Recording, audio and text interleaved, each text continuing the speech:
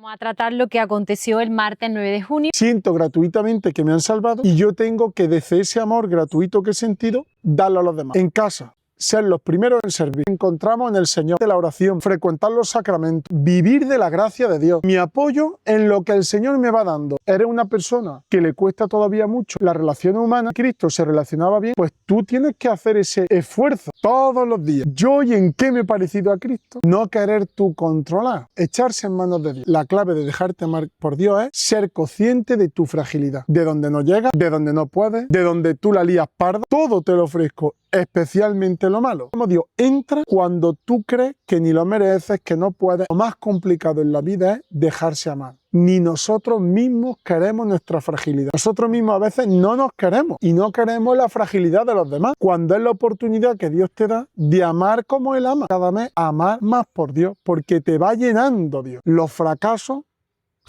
abren tu corazón a Dios. Eso es lo que te hace entender una cosa, que somos criaturas. No somos Dios. Dios no premia el éxito, sino la fidelidad. Dios lo que premia es que tú estés cerca de Él, no que hagas cosas por Él. Para poder llevar a Dios a los demás, primero tenemos que confiar en el Señor. Señor, aunque no lo vea, aunque no lo entienda, aunque incluso yo piense que hay un plan mejor, aunque yo tenga otros proyectos que crea que me van a hacer más feliz, Señor, me pongo en tus manos. Nosotros recibimos el ánimo de Dios en nuestra lucha para ayudar a los demás con el ánimo de Dios en sus luchas. Enseñarle a los demás a vivir como hijos de Dios. No consiste en que yo viva agradando a todo el mundo. Sí consiste en que sea una persona que le guste a los demás verme, que le guste a los demás estar conmigo. Se sienten amados, queridos. Estamos llamados a ese amor de Dios que recibimos, que es tierno, tratar a los demás con ternura, colaborar a que la gente se salve, que llegue al cielo. ¿Obediencia qué es? Donde Dios me ponga, haré lo que Dios me pida, no lo que yo vea que es mejor. Soy creado a imagen de Dios. También es verdad que soy pecador, pero soy redimido por el Señor. Es decir, no me resta, Dios me potencia. ¿Cómo parar?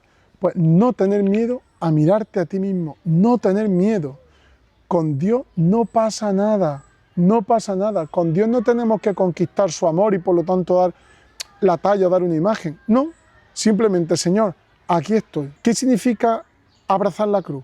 Significa abrazar la realidad. Esto no significa hacer de la realidad una cruz o que toda la realidad sea sufrimiento, sino como un camino de encuentro también con el Señor. Es necesario redescubrir esta cruz como un medio de pacificar el corazón y como un medio de encuentro con el Señor. Desde el Señor. ¿Qué hizo el Señor? ¿Y qué hago yo?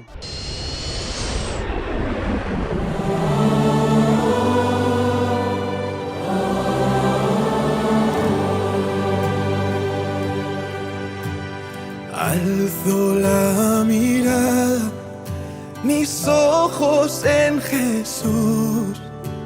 Bienvenido, don Mario González. Muchas gracias de nuevo por atendernos a una nueva entrega de esta serie de entrevistas en la que vamos analizando un poquito el mensaje del Papa.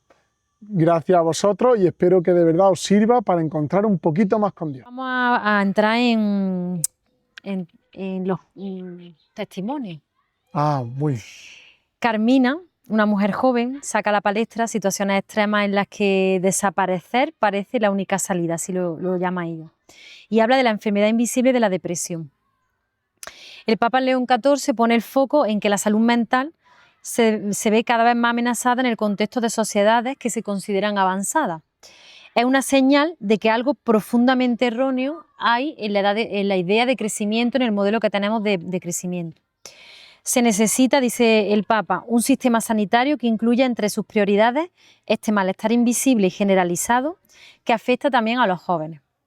El dolor pone a prueba la fe y el sentido que le damos a la vida. Y nuestra sociedad hace callar ese dolor, porque precisamente algunos modelos culturales nos quieren siempre vencedores y perfectos, ¿no? Lo que decíamos antes de esconder la fragilidad, que no se nos vea en lo que no podemos, que no somos autosuficientes. En estos momentos podemos pensar instintivamente que también Dios nos haya abandonado. Pero la cruz de Jesús nos dice que Dios no nos abandona, que Él sigue crucificado con nosotros en el momento del dolor y de la soledad extrema, que Él recoge no solo nuestras lágrimas, sino el grito de nuestro sufrimiento que otros no escuchan. Cuando Dios parece ausente, debemos confiarle una vez más las cargas que llevamos en el corazón. Y dice el Papa, pienso que no podemos hacerlo solos. En las horas de dolor, al menos en cuanto sea posible, debemos abrirnos a alguien. No debemos espiritualizar el dolor, reconduciéndolo superficialmente a la voluntad de Dios o a algún misterioso proyecto suyo, porque esto corre el riesgo de minimizar ese sufrimiento, silenciarlo e herir a personas. Dios no quiere sufrimiento, lo lleva con nosotros y nos invita a confiar en Él de modo perseverante.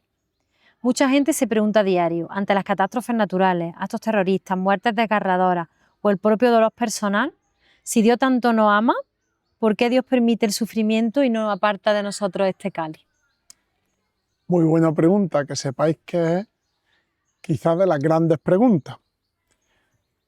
No puedo responderlo todo aquí porque yo no tengo toda la respuesta, pero sí voy a dar una orientación.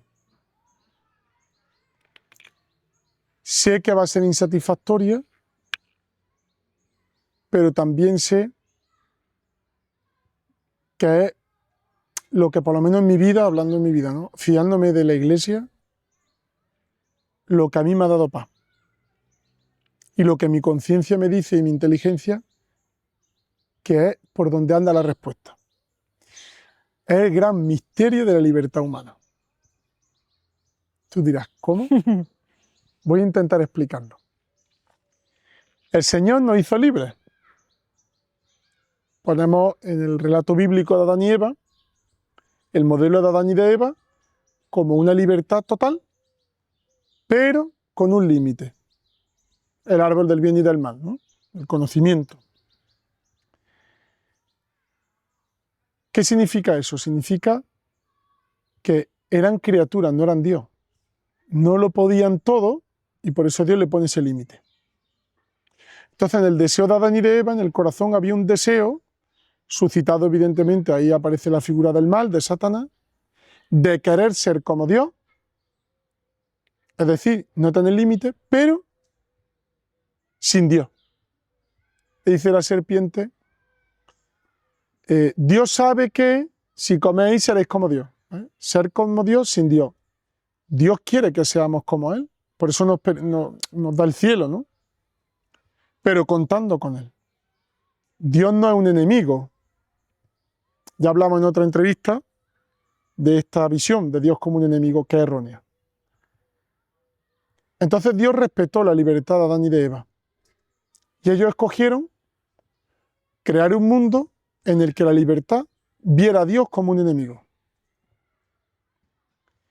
Si realmente somos libres, Lidia, Dios tiene que respetar nuestra libertad. Dios no puede ser como el que dirige unas marionetas, que interviene aquí e interviene allí. Nuestra libertad a ojos de Dios es preciosa. Cuando digo preciosa me refiero valiosa, que tiene un precio muy alto, y es el precio de atarse en las manos. Precisamente porque Dios es bueno y nos ama, nos deja desde el principio absolutamente libres de decidir lo que nosotros queramos. Pero el precio que nosotros tenemos que pagar por decidir lo que queramos es que Dios no puede intervenir, porque si no, no seríamos absolutamente libres en el sentido absoluto de lo que ya explicamos hace unos vídeos. Es decir, nosotros, desde el comienzo, nos buscamos no por castigo divino, nos buscamos un mundo y construimos un mundo en el que Dios le atamos las manos. Y dijimos sí a la libertad, pero no una libertad condicionada por Dios. Por lo tanto, Dios respeta, porque nos ama, esa decisión que tomaron. De ahí viene lo de sufrirá, lo que estamos viendo que luego Dios vaticina, no como un castigo, sino como una consecuencia lógica de una decisión que toma el ser humano, ¿no? ¿Qué nos damos cuenta? Que este mundo está mal. Lo has dicho tú, los terremotos, las situaciones de desgracia mundiales en los que Dios no interviene. No es que Dios no intervenga, es que nosotros decidimos que no interviniese. Y ese mundo está mal porque no es el cielo. Esto es fácil hablarlo aquí con los pájaros y el bosque. Cuando te toca la situación, sé que esto es muy difícil de ver. Pero a la misma vez sé, lo que he dicho antes, que por aquí va el camino, ¿no? El respeto enorme que Dios tiene la libertad, pero un respeto brutal y absoluto. O sea, Dios no interviene. Por eso dice el Papa, cuidado con espiritualizar el dolor, decir que Dios no quiere que suframos, pero Dios respeta la libertad del hombre. Y como consecuencia de esa libertad, este mundo, que recuerdo que dice la doctrina católica, sé que esto es fuerte, pero lo voy a recordar, que no es que nosotros simplemente suframos las consecuencias del pecado de nuestros primeros padres, sino que ese pecado de nuestros primeros padres se ve cada vez más grande con la suma de todos los pecados. Es decir, la bola de nieve va creciendo. Por eso vamos viendo que el mundo cada vez va peor. Y dirás tú, ¿pero qué tiene que ver el pecado con las desgracias naturales? Porque, como bien dice el Papa Francisco en la encíclica Laudato Si, todo está conectado. Eso lo vemos muy fácilmente. Cuando el pecado concreto de uno afecta a que haya pobreza en el mundo, se ve. Pero incluso a nivel natural también. Estamos viendo las consecuencias que tiene el pecado de muchos. Pues eso, a nivel invisible, es lo que va ocurriendo. Por eso el pecado del mundo, cada vez ese pecado es mayor. No que cada vez peque más la gente, sino que se va arrastrando cada vez una bola de nieve más grande. Por eso todos tenemos cierta responsabilidad. Sé que esto, y más en redes sociales y de manera pública, sé que esto es una bomba, pero recuerdo simplemente la doctrina católica. Entonces, cuando la gente dice o decimos, esto me lo ha mandado Dios, esto es voluntad de Dios, no es. Ni Dios quiere, ni Dios castiga. O no pasa esto, si ni pasa Dios esto manda. malo, porque Dios querrá así, No. por algo. Getsemaní, que lo hemos hablado antes, es el hijo que confía en el padre. Y el padre que respeta la libertad no interviene en el proceso de los romanos y en el proceso de los judíos. No interviene, respetando la libertad, y era su propio hijo, ¿eh? ¿Qué nos está diciendo ahí? Que Dios está ayudando en el sufrimiento. Y Dios quiere que luchemos contra el sufrimiento y el dolor. No que lo vivamos de una manera pasiva, no. Ahora, el sentido que nosotros le podemos dar a nuestro sufrimiento personal es amar. Desde ahí, amar. Y desde ahí encontrarnos con Dios. Precisamente por lo que hemos explicado anteriormente, ¿no? Pero Dios no quiere nunca, ni nunca manda castigo. Eso hay que quitárselo de la cabeza. Muy bien. Bueno, pues ahora hay otro testimonio que es el de Desiré, de 20 años, muy duro. Durante su infancia su padre intentó matar a su madre, ella se salvó porque un chico se interpuso para protegerla y este murió. Su padre entró en prisión, su madre se refugió en el mundo de la droga y con 10 años entró en un centro de protección de menores. Desiré todavía pregunta a Dios, ¿dónde estabas cuando era una niña? El Papa León XIV responde que no podemos atribuir a Dios lo que ha sido confiado a nuestra responsabilidad. No podemos imaginar que Dios desde lo alto responda a nuestras necesidades de modo automático o impida milagrosamente que el mal suceda. Él nos ha dotado de inteligencia y voluntad, nos ha dado una conciencia, nos ha revestido de dignidad y de libertad y sobre todo ha venido a nuestro encuentro para indicarnos en su Hijo Jesucristo el camino a seguir para que nuestra vida sea plenamente humana y en nuestra sociedad reine la justicia, la paz y la fraternidad. Nos ha dado su mismo espíritu precisamente para que el amor sea la clave de todas nuestras relaciones humanas. Si existe violencia, si triunfa el egoísmo y si incluso el amor entre familiares se transforma en odio, debemos hacernos algunas preguntas a nosotros mismos, a las dinámicas de nuestra sociedad, a la cultura del individualismo, a la tentación de la violencia y no a Dios. ¿Qué preguntas debemos hacernos, don Mario? Yo creo que hay una pregunta. ¿Busco ganar siempre yo? Tener la razón, ¿no? ¿Busco salirme yo siempre con la mía? ¿Busco que sea mi criterio el que triunfe y se imponga? Por eso digo busco porque habla de la intención del corazón. Busco ganar. Esta cultura de la competitividad y de la ganancia, ¿no? Porque además tiene que ver con yo, si te das cuenta el individualismo, Sí. esto tiene que ver mucho con lo que explicaba antes, del yo, dejando a Dios, ¿no? Por eso yo propondría cambiar la palabra yo por la palabra nosotros en nuestro pensamiento y en nuestros criterios. Hay un matemático, si no recuerdo mal, creo que fue un matemático, que desarrolló una teoría económica que le hizo ganar el premio Nobel. Sabéis que los premios Nobel no hay matemáticos, no hay premio Nobel de matemáticas, pero lo hizo la economía, si no recuerdo yo mal, en la que demostró que cuando somos varias empresas, por ejemplo, del mismo sector, se demuestra en esta teoría económica que cuando ganamos todos, gano yo más. O sea, no porque yo sea el que más gane y los demás, digamos, las demás empresas cierren, crezco yo más a nivel económico, sino que cuando crecemos a nivel económico todos, crezco yo también más, porque además se asegura a largo plazo el crecimiento. Bueno, es una dinámica que no puedo explicar ahora aquí, que es más específica, ¿no? Pues eso es lo mismo que yo propongo para el pensamiento. ¿Qué pregunta me tengo yo que hacer? Pues la pregunta es, ¿yo pienso más en mí o pienso más en el nosotros? Por ejemplo, en casa, ¿no? En casa, esto no consiste en machacar mi yo, no, ni en vivir la renuncia por la renuncia, sino no solo pensar en mí. Hay que pensar en mí, pero no solo pensar en mí. En ese nosotros, cuando decimos Padre nuestro, danos hoy, perdónanos, ¿veis? Incluso en la misma oración Cristo nos enseña el nosotros. Entonces, ¿quiero que gane yo o queremos ganar nosotros y nosotros la humanidad entera? Recomiendo a todos un documento que sacó el Papa Francisco sobre la fraternidad universal que se llama Fratelli Tutti, ¿vale? Que habla en este aspecto. Entonces, ¿qué pregunta me haría yo? Eso, ¿busco yo ganar o que gane el nosotros? Muy bien. Muy bien, pues seguimos con el testimonio de Desiré, que también habla sobre el perdón a su padre.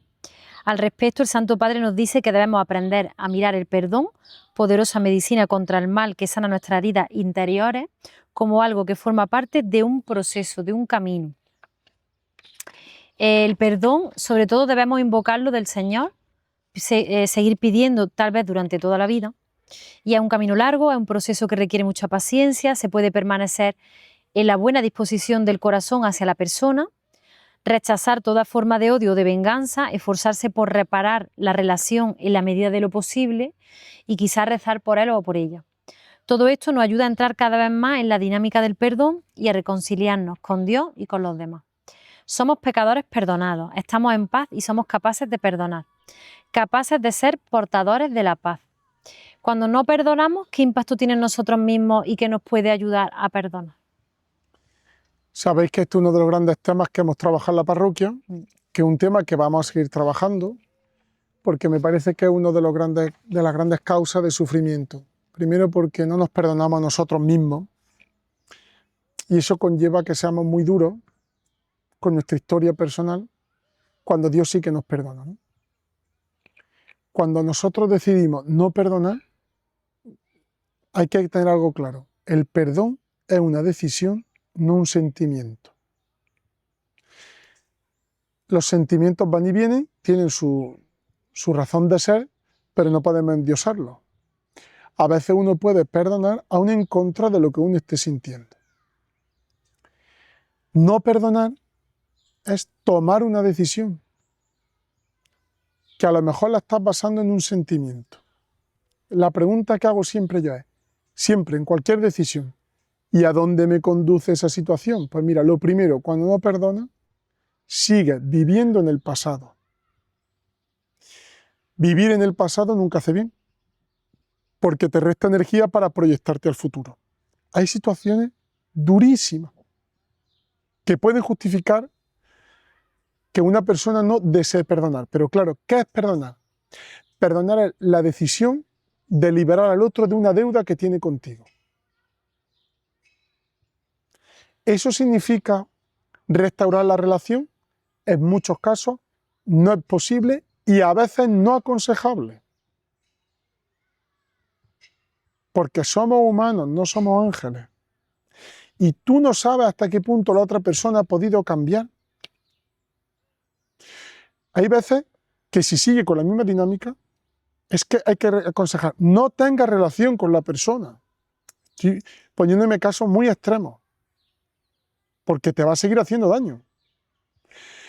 Por lo tanto, el perdón no es aquí no ha pasado nada. No, no, ha pasado. Y como ha pasado, yo deseo liberarte a ti y liberarme a mí de la carga de esa deuda que tú tienes conmigo, independientemente de que tú me pidas a mí perdón o no. Porque el perdón, lo primero, es un acto de amor a uno mismo. y lo segundo es un acto grandísimo de amor al otro. Y además, perdonar nos hace más parecidos a Dios, es decir, nos hace más capaces de amar.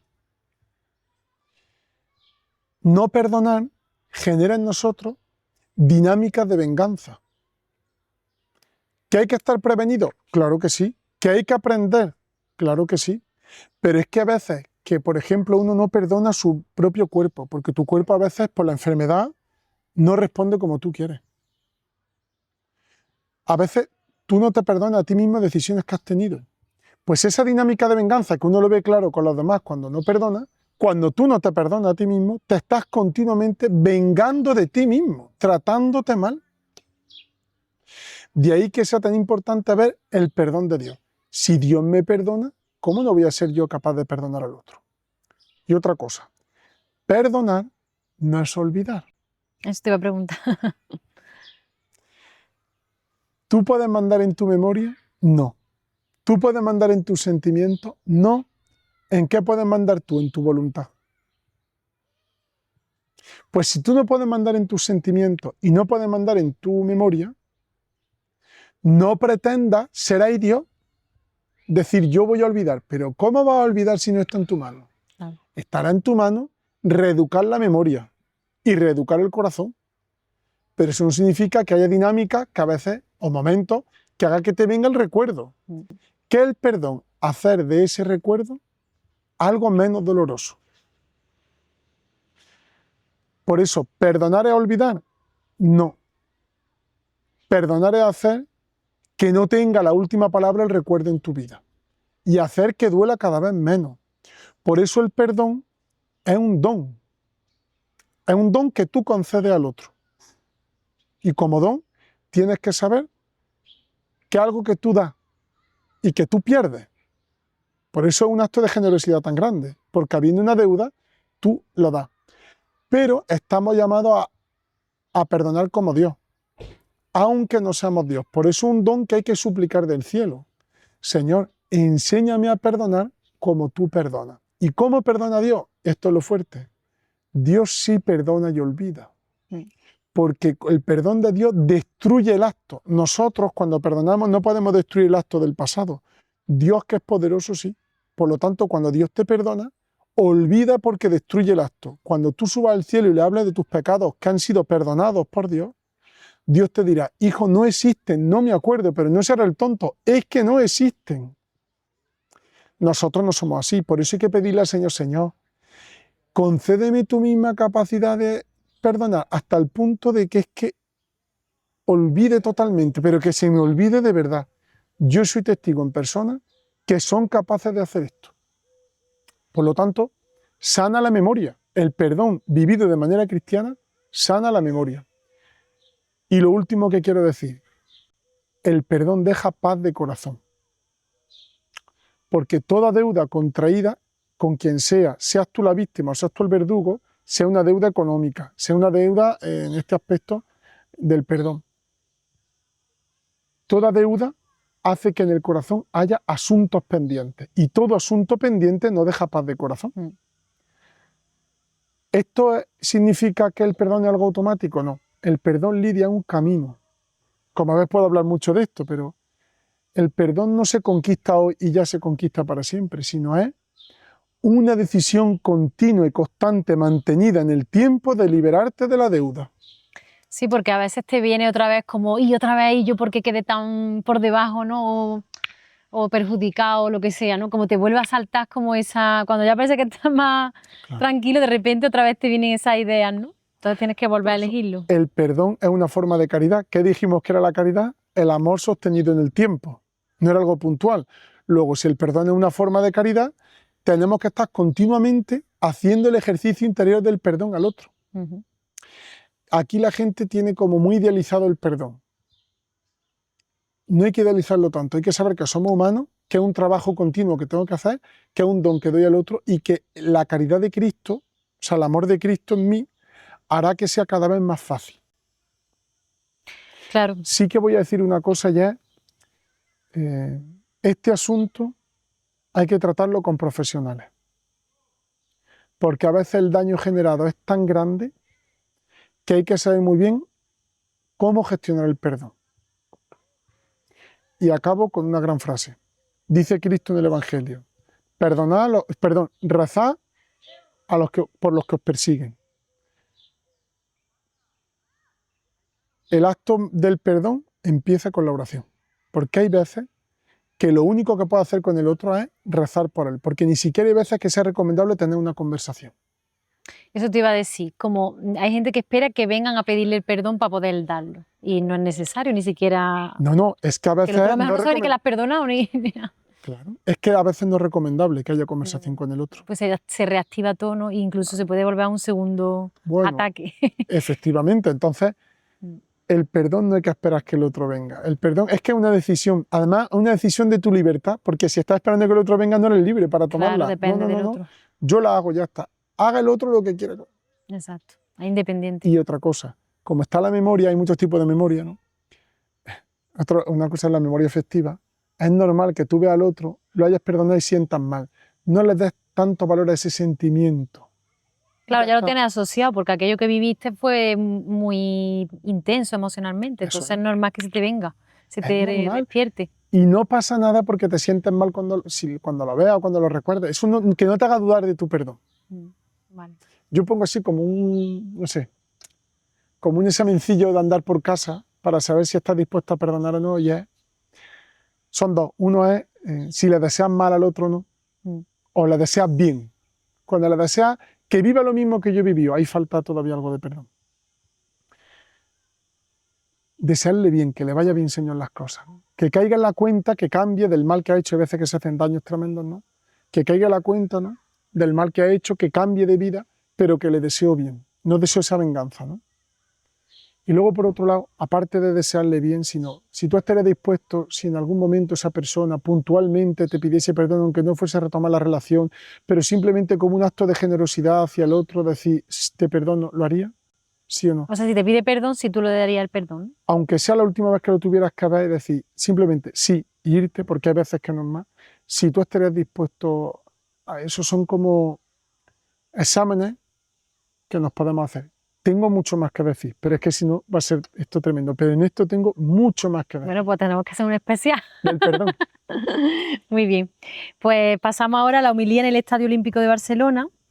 Y algunas de sus palabras del Papa fueron: somos mendigos de amor, tenemos hambre y sed de verdad, buscamos un significado pleno que nos sostenga, nos anime y nos ayude a comprender el misterio de nuestra vida.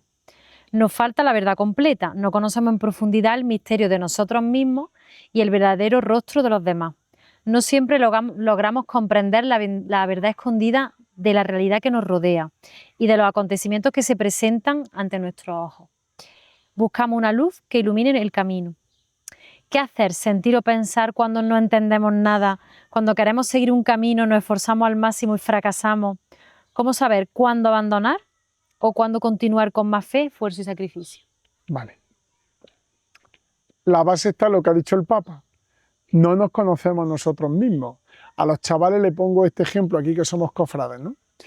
Vamos a imaginar un Cristo, una imagen de Cristo, una imagen de la Virgen, titular de una hermandad, que le tenemos mucha devoción, me lo tatúo, tengo siempre la oración con él, rezo con él, lo tengo en casa, lo llevo en la cartera, en el coche, en el fondo de pantalla. Tú lo quieres mucho. Pero la imagen, por lo que sea, se deteriora. ¿Quién conoce más ese titular, esa imagen? ¿Tú, que lo miras todos los días y lo quieres? ¿O el que lo hizo? El que lo hizo. Luego, para buscarle la solución al problema que tiene la imagen, ¿a quién acude? Al imaginero, al escultor, ¿verdad? Nosotros somos la imagen. Por mucho que nosotros creamos que nos conozcamos, es Dios el que nos conoce, es Dios el que lo sabe. Entonces, no perder nunca de vista que el que más me conoce es el Señor. Y de ahí brota una confianza grande, que es: Señor, yo no entiendo, pero confío en ti. Es decir, me fío de, no tengo contigo reticencia en, no te pondré límites ni trabas en, y ahí abandonarte. La espiritualidad del abandono consiste en eso. Consiste en decir: Señor, llega un punto en el que yo ya no entiendo, no sé que tú sabes, ¿vale? Desde ahí uno puede llegar a entender y a leer y releer tu historia. Hay que aprender de nuestra historia personal, no por vivir en el pasado, sino para ver, hacer una lectura creyente, que ya lo hablamos una vez, del pasado, y ser capaz de aprender cómo Dios ahí ha ido hablando, cómo Dios ha ido abriendo caminos, porque como te conoce, te has sabido, entiéndeme la expresión, dirigir, llevar, Sí. ¿vale? También aprender de la vida de los santos, porque a veces pensamos que los santos son como de, no sé, de otra pasta y son como nosotros. Y ellos han sabido, en mitad de este mar o de este mundo tan oscuro, en mitad de eso han sabido conducir. Y me gusta decir que somos un coche con unas luces cortas, en mitad de una noche por una carretera sin luna llena en la que no conocemos. Eso es este mundo. ¿Qué es Dios? El copiloto. Que tú le hablas y le dices, mira, no tengo GPS, ¿por dónde tiro? Y te dice, mira, ahora tírale por aquí, ahora tírale por allí. Y cuarto, ¿no? Ya hemos dicho lo primero, confianza en Dios. Segundo, saber tu historia. Tercero, ver los santos. Y cuarto, la oración. Sé que esto suena muy espiritual o como muy alejado de la realidad, pero si de verdad me fío de Dios y yo quiero que sea Dios el que me vaya indicando el camino, tengo que hablar con Dios. La oración se va haciendo cada vez más íntima, más honda y más profunda, y por eso los santos han perdurado sus obras, porque han escogido los caminos que Dios le ha ido poniendo.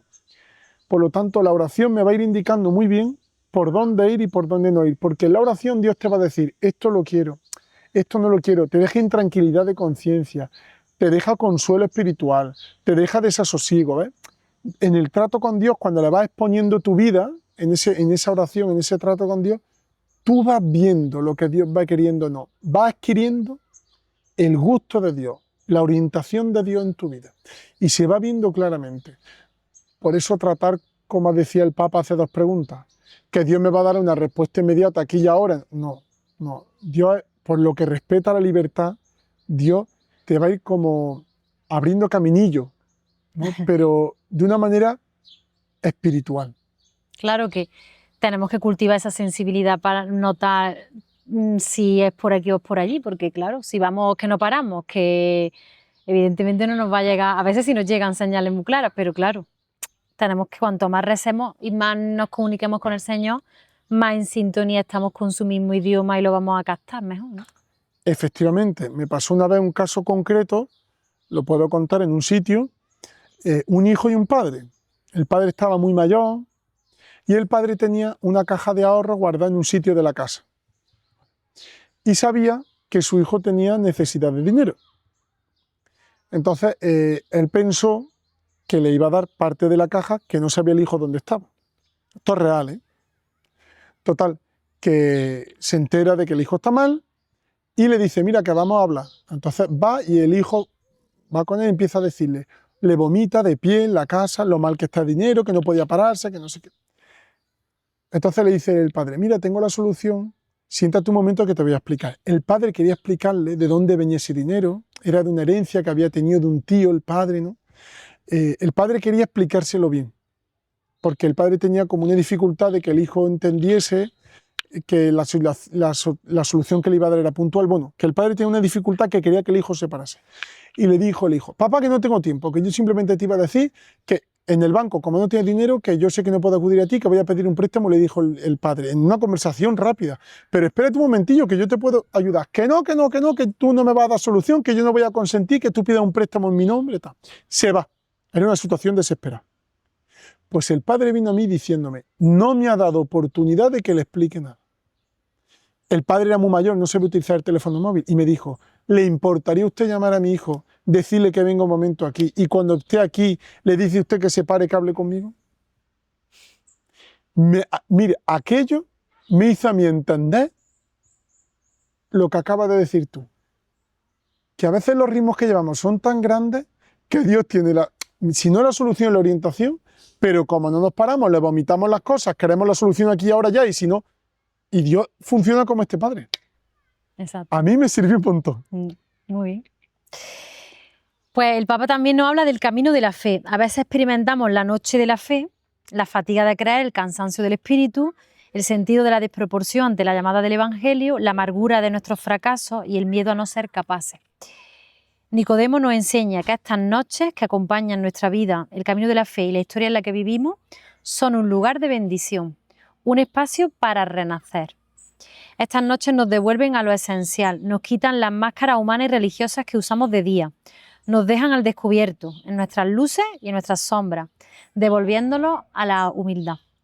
Este espacio vacío que la noche crea, aun cuando se presenta bajo la forma del sufrimiento o de la insatisfacción, de la desilusión o de la incredulidad, puede ser ocasión para recibir una nueva vida, para cambiar y renovarse, para renacer de lo alto, como dice Jesús a Nicodemo. Dios, en efecto, no ha venido a juzgar el mundo con su pecado y la noche de su infidelidad, sino que ha enviado a su Hijo para salvarlo, para dar al mundo la vida eterna. También nosotros estamos llamados a no juzgar a las noches, ni las noches de nuestra vida, ni las de la Iglesia, ni las de la sociedad que nos rodea. Pensando también en las noches de nuestro camino eclesial y de España, en sus ciudades, de sus antiguas y nuevas pobrezas, de su sociedad y cultura, León XIV nos hace unas preguntas que yo ahora te hago a ti. ¿Cuáles son las noches que atravesamos? ¿Qué nos sugieren? Entrando en ellas y mirando con humildad y sin prejuicio la realidad de lo que somos, ¿qué estamos llamados a cambiar? ¿Dónde debemos renovarnos? ¿En qué dirección queremos ir? ¿Qué sociedad queremos construir? Son muchas. Bueno, respondamos lo que podamos, ¿no? Vamos antes a aclarar un poco qué es el término esa noche. El Papa lo toma de San Juan de la Cruz. Hay otros místicos que lo explican, pero San Juan de la Cruz lo explica claramente. La noche, evidentemente, es el lugar donde no hay luz, por lo tanto no hay claridad. Al no haber claridad, uno va a tientas, es decir, la noche es donde me siento inseguro, donde no tengo respuesta. Hay muchos tipos de noches, pero la que se refiere aquí el Papa, principalmente la primera, es la noche espiritual, es decir, cuando no tengo donde asirme, donde agarrarme en las cosas de Dios. Voy a poner un ejemplo. Yo voy a misa y disfruto de la misa. Entonces hay un sentimiento que me agrada ir a misa, por ejemplo. O me va la vida más o menos bien, más o menos, siempre, pero no hay un gran problema, ¿no? Entonces yo voy diciendo, tengo confianza en el Señor. ¿Cuándo viene la noche? Cuando es que no me apetece ir a misa. O cuando voy y estoy inquieto, nervioso, no me dice nada, no me sabe nada la palabra de Dios, comulgo y es como si no tomase el cuerpo del Señor, y me tiro así tiempo y tiempo y tiempo, entonces el sentimiento se va callando, empiezan las dudas de fe, muchas dudas de lo que hemos dicho, ¿dónde está el Señor en mi vida concreta aquí y ahora? ¿No será todo esto un engaño? ¿No será todo esto un invento mío? ¿No? Me va algo mal y no va mejorando y se va empeorando, ¿no? Entonces, todos esos momentos utilizamos la palabra noche para explicar cómo uno lo vive. Y dice el Papa ahí, con sentido, dice que la noche es un momento de crecimiento. ¿Por qué? Porque la noche se vive solo de la fe. Es decir, la noche a mí me gusta decir que es una purificación. Una purificación de si yo estoy utilizando a Dios para sentirme bien, para tener seguridad, como un amuleto para que las cosas me vayan bien, o realmente yo tengo una relación con Dios de amigo. Porque si yo tengo una relación contigo, Lidia, de amigo, ¿tú puedes hacer que yo me sienta siempre bien? No. ¿Tú puedes quitarme todos los problemas de mi vida? No. ¿Tú me puedes dar la seguridad de que mi vida me va bien? No. ¿Tú que como amiga, qué puedes hacer conmigo? Te puedo apoyar, te puedo escuchar, ¿no? Eso es Dios. Entonces, cuando yo busco a Dios otra cosa, eso tiene que ser purificado. Entonces Dios a veces permite, no las busca, pero las permite esas noches, para que la relación con Dios se fundamente en lo verdadero. ¿Qué es decir la fe? ¿Qué es la fe? Confío en ti, Señor, confío en que estás. Si a mí me gusta decir que estás, ya está, sencillamente tú estás. Yo estoy, vamos a intentar tú y yo tener una relación de amigos, como un amigo humano. De ahí que permita renacer. ¿Qué significa renacer? Ese purificar, ese nacer una nueva vida, que es el Cristo en el sepulcro, una noche. Y ahí Cristo tiene nueva vida. A veces son nuestros sepulcros espirituales, estos que estamos hablando, ¿no? Que son tan difíciles cuando tú tienes un hijo con unos problemas tremendos y Dios no actúa. Señor, pues yo sé que estás, ya está, no te utilizo. ¿Qué noche está pasando en la sociedad? Yo creo que hay fundamentalmente dos noches. Que eso es lo que has preguntado el Papa, ¿no? La primera noche es la noche de la soledad. Yo me lo guiso, yo me lo como, intento por mis propias fuerzas salir de aquí y no puedo. Que afecta a jóvenes, afecta a personas mayores y afecta a cada uno de nosotros. Esa noche de la soledad, de sentirte que vas eso, con el coche en mitad de la carretera sin nadie, ¿no?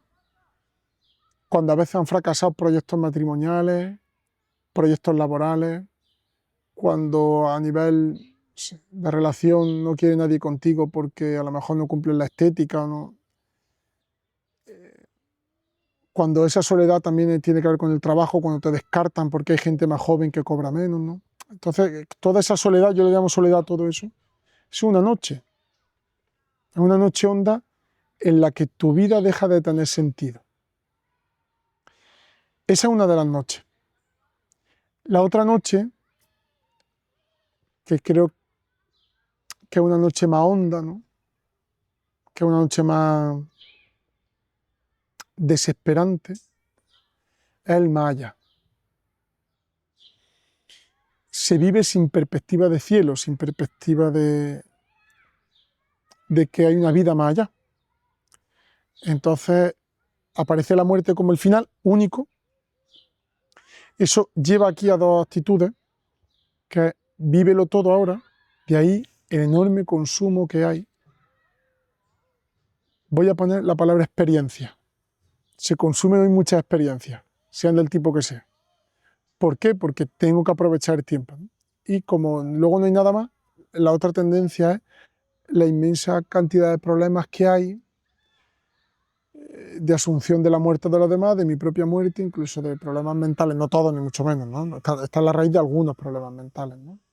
O enfermedades mentales. Que esa noche de que no está Dios. Entonces, la gente vive, creo que Kierkegaard, un filósofo, creo que era él, decía que era como un vacío existencial.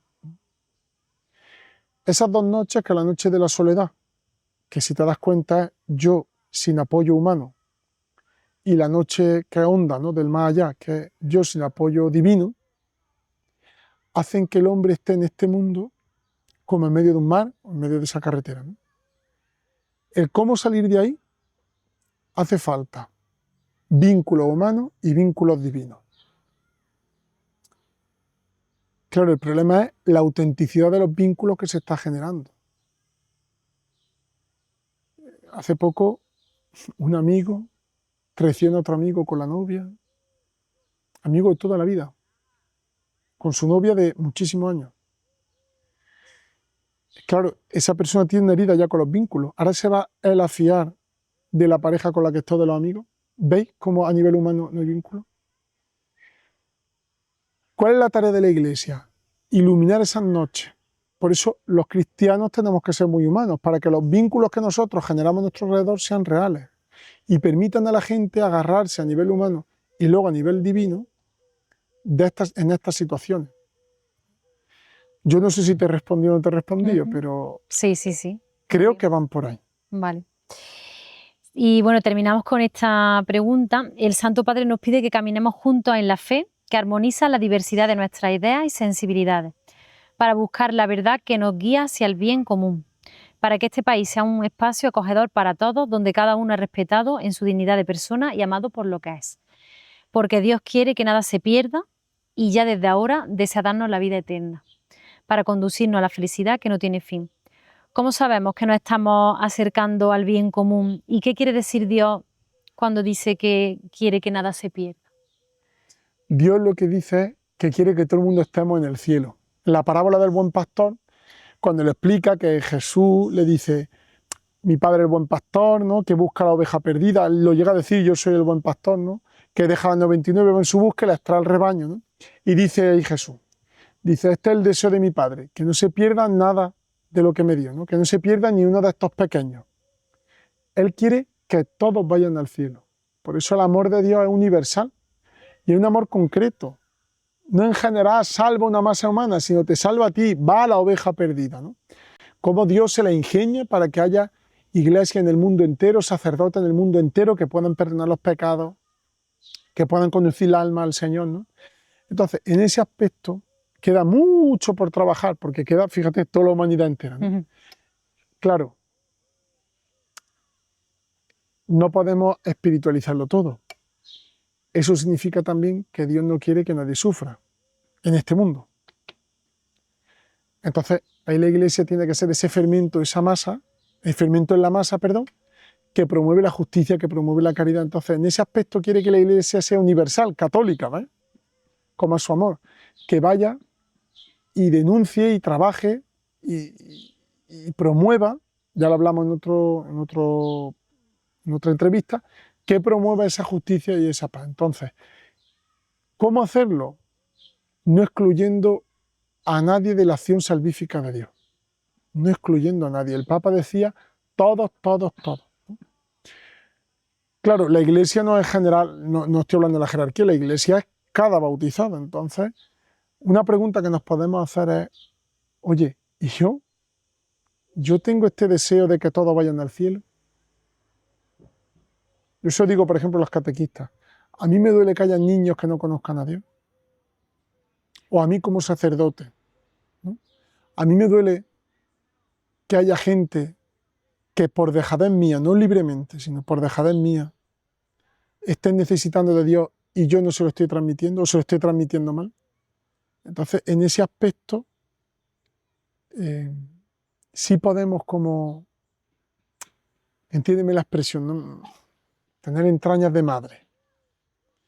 No me gusta mucho ni el paternalismo ni el maternalismo, ¿no? Pero en el examen de conciencia que nos podemos hacer, ¿tengo esa entraña de madre que me duele el todo o no?